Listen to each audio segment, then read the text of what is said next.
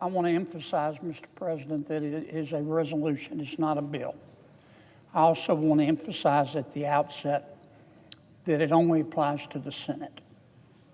It only applies to the United States Senate. And here's what my resolution would do. It would change Senate rules to provide that when we are in a shutdown, that senators cannot be paid, cannot receive their salaries.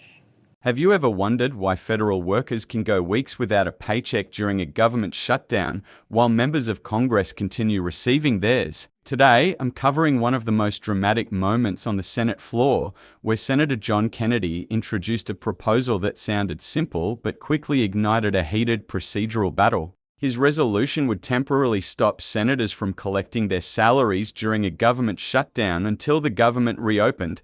According to Kennedy, it wasn't about punishment. It was about accountability and shared sacrifice. What happened next surprised everyone. A Democratic senator objected, the resolution was blocked, and the debate shifted from government paychecks to an intense argument over Senate rules that ended with Kennedy promising, "I'll be back." We'll break down exactly what happened, why this proposal sparked so much controversy, and what it could mean for future shutdown fights. Let's get into it.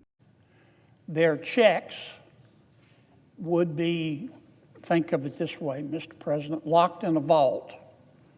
And once the shutdown is over, the senators could pick them up. Now, if I think everybody in the Congress knows what I'm about to say, may be a bit cynical, but it's true. If I were king for a day, I'm not, and I don't aspire to be, and I wanted to avoid shutdowns, I would do two things. I would provide that members of Congress can't be paid during a shutdown, and I would provide that members of Congress can't leave Washington, D.C. during a shutdown. Now, I can't pass the second part of that. So I'm going to try to pass the first part of that. This resolution, again, it's not a bill, is about shared sacrifice. And I'm not doing it to punish anybody. I'm not doing it to try to embarrass anybody. I recognize that there are varying degrees of wealth among United States senators and their ability to go without a paycheck. I know and like every member of this body, and every member of this body has grown, who has a substantial amount of wealth, has achieved that wealth through their own hard work. And most, if not all of them, started with nothing. And you know what I say? God bless them. More power to them. That's America. So I want to put that up front because I'm sure that some are going to point out that some of our members are wealthier than others. And it's true. I mean, not to single anybody out, but I've seen Senator Rick Scott's house. It's bigger than a Costco, okay? More power to him. He earned that. I've seen Senator Mark Warner's house. It's bigger than a Target. More power to him. He earned that money. He started from nothing. So did Rick. But this bill isn't about that.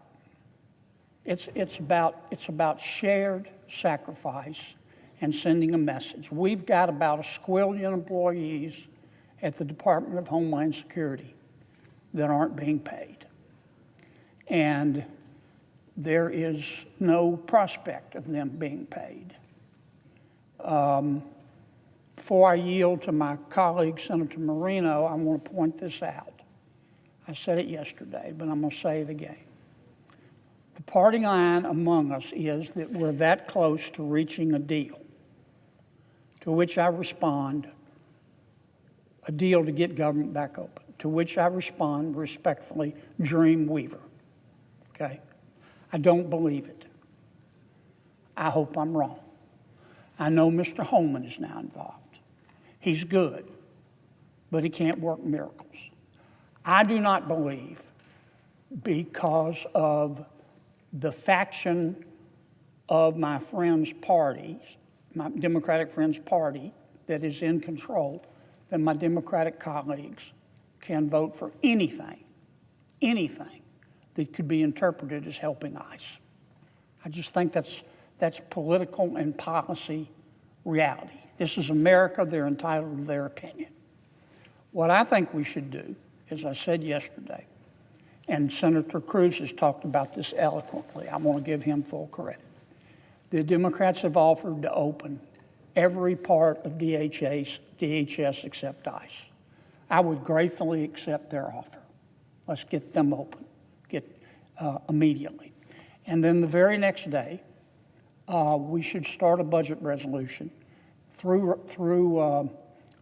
reconciliation. We should pass a budget for the rest of ICE, the rest of the DHS. It's not open. Now, I would welcome my Democratic friends' involvement in that, but I know they can't vote for it. We could do this through reconciliation as we've passed one big, beautiful bill. We've got 2 more shots under the rules of reconciliation. It would easily be sustained in a bird bath. It would not take 60 votes. It would take 50 votes plus the vice president. That's how we passed the one big, beautiful bill. So before I call on Mr. Moreno and return to the subject, I really think we ought to surprise ourselves, Mr. President, and do something intelligent if we really want to get this government back open. We could have it open within a week.